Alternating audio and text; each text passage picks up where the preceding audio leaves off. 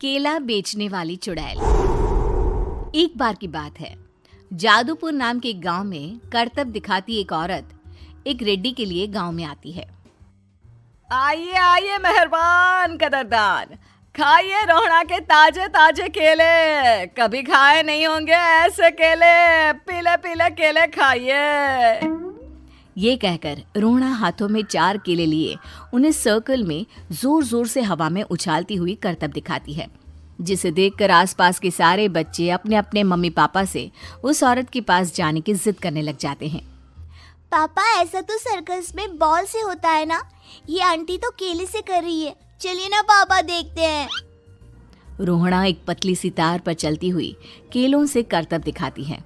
आते जाते सभी लोग बाहर रुककर उसके करतब देखते हैं और वाह वाही करते नहीं थकते। जैसे ही एक आदमी पास आकर उसे पैसे देने लग जाता है, तब वो कहती है, अरे नहीं नहीं साहब, मैं करतब तो बच्चों के मन को बहलाने के लिए करती हूँ।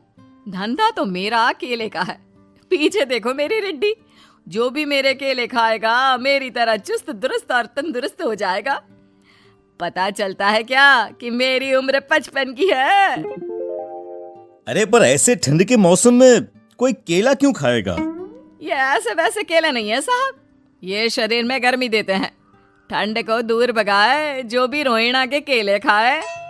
पापा, अगर मुझे केले नहीं मिले तो मैं घर नहीं जाऊंगी। तभी उसके पापा कहते हैं कि बेटा, केले ठंड में कभी गर्मी नहीं देते। ये सब कहने की बातें हैं, सामान बेचने का तरीका है इनका। पर पिंकी नहीं मानती। मैं केले खाऊंगी। पिंकी की जिद के आगे नत्थू हार जाता है और उसे केले खरीद कर दे देता है। पिंकी खुश होकर केले घर ले आकर खाती है। अब मैं भी करतब करूंगी, कितना मजा आएगा। जादुई केले।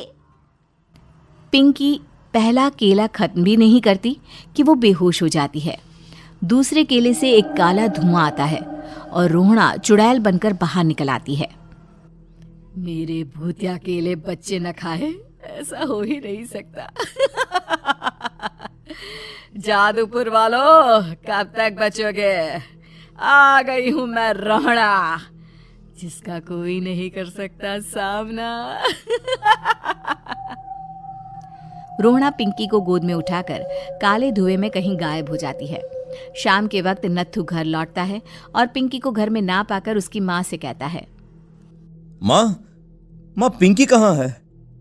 अरे बेटा, उसे तो तू सुबह करतब दिखाने ले गया था ना, फिर कहाँ वापस आए तुम दोनों? मुझे लगा तू उसे अपने साथ मंडी ले गया होगा। हे भगवान, मेरी बच्ची कहाँ गई? मैं उसे घर ही तो छोड़कर गया था माँ।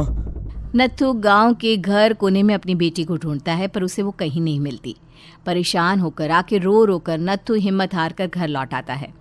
अगली सुबह रोहड़ा फिर से करतब दिखाने आती है और इस बार पिंकी की तरह रोनी केले खरीद लेता है।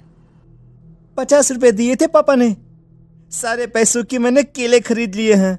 अब मैं भी आंटी की तरह ही करतबबाज बन जाऊंगा। यही सोचते हुए रोनी केले खाता है और पहला अकेला केला आधा खत्म भी नहीं करता कि चुड़ैल उसके सामने आ जाती है। मेरे साथ चलने का समय आ गया है रोनी।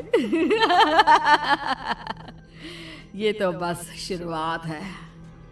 अब इस गांव के सारे बच्चे धीरे धीरे मेरे कब्जे में होंगे, एक बच्चा भी नहीं बचेगा। ये कहकर रोनी को गोद में लेकर काले धुएं में अदृश्य हो जाती है।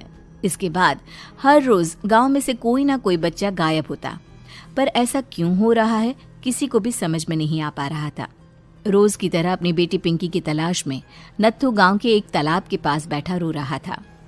कहाँ गई मेरी पिंकी? शकुंतला के जाने के बाद एक वही तो मेरा सहारा थी। अरे उसकी आत्मा कोस रही होगी मुझे कि मैं अपनी बच्ची को संभाल भी नहीं पाया। नत्थू ये कहता हुआ रो ही रहा था कि तभी तालाब में से उसे शकुंतला की आवाज सुनाई देती है। कहाँ थी तुम शकुंतला? हमारी बच्ची और सारे गायब हुए बच्चे रोहड़ा के कब्जे में हैं।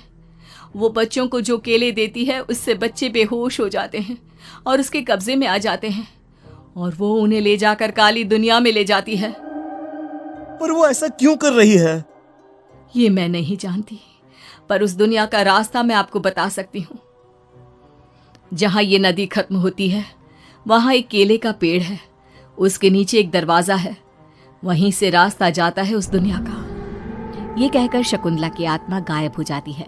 गांव के सभी लोग झुंड बनाकर उसी रास्ते से काली दुनिया में चले जाते हैं और वहां देखते हैं कि सारे बच्चे वहां काम कर रहे थे। पापा मुझे ले चलो यहाँ से। पापा पापा। सभी बच्चे अपने मम्मी पापा से लिपट जाते हैं। तो तुम लोग यहाँ तक आ गए? क्यों हमारे बच्चों को पकड़ लिया तूने? तुझे शिकार ही बनाना है तो ले, हम सब आ गए हैं, हमें खा ले। नहीं, मुझे बच्चे चाहिए। मेरे बच्चे के बदले तुम लोगों के बच्चे। क्या मतलब? मैं इसी गांव में रहने वाली एक औरत थी। केले की चोरी के इल्जाम में मेरे बेटे को गांव वालों ने इतना मारा कि वो मर गया। उसी दिन मैंने ठान लिया कि गांव वालों का भी वही हाल करूंगी। कुछ दिन बाद बेटे के चले जाने के दुख में मैं भी मर गई और मेरी भटकती आत्मा एक चुड़ैल बन गई। और फिर मैंने बदला लिया तुम सबके बच्चे छीनकर। बर्दाश्त नहीं कर पाए ना? सोचो मुझ पर क्या बीती होगी। हमें माफ कर दो रोना। पता नहीं ये किसकी गलती थी, पर हम सभी माफी मांगते हैं। हमारी खुशियां लौटा दो, तुम भी तो एक माँ हो। गांव वालों की बात सुनकर रोना का मन पिघल जाता है और वो बच्चों को छोड़ देती है। उसके बाद काली दुनिया बच्चों के लिए जादुई दुनिया बन जाती है। अब कोई भी कभी भी वहां आ जा सकता था।